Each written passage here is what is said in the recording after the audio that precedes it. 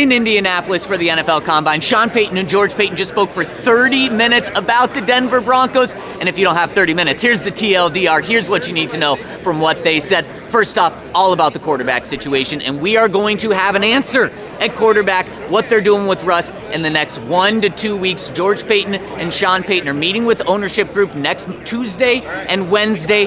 That's when I expect to have a decision on Russell Wilson's future. Could be the following week, though, but come on, we already know what's going to happen with Russell Wilson's future. The Broncos are likely going to move on from him. It's become clear because the rest of the conversation is about the Broncos evaluating quarterbacks here. The Broncos are looking for a quarterback here. They're meeting with J.J. McCarthy tonight at the NFL Combine, and it's all about how do you evaluate quarterbacks. It's a tough position. Sean Payton said it's vital that they get this right. He said when asked about if they're going to get it right, he said, we better get it right. So clearly they're talking like Russ is no longer on the roster, so that indicates where they're going with that decision. George Paton said there hasn't been a trade market for Russ. No teams have called about him yet, so likely that means a release coming. The Broncos, not really realistic to trade up to number 1, George Paton said, but could trade back.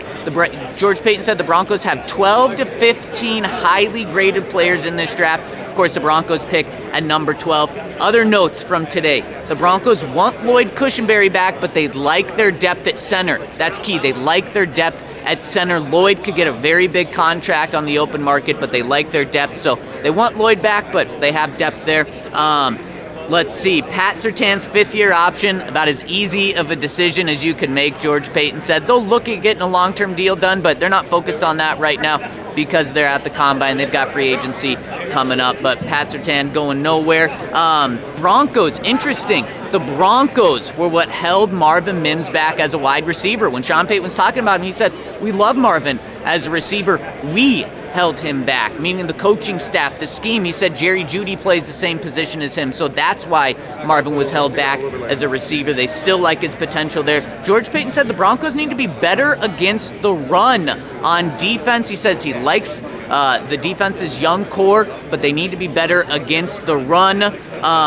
Let's see, Drew Sanders likely going to end up at edge, but George Paton likes his versatility playing inside, outside, but said likely he's going to end up at edge. And then one more time, we've heard from George Paton that the Broncos are not going to be big spenders in free agency.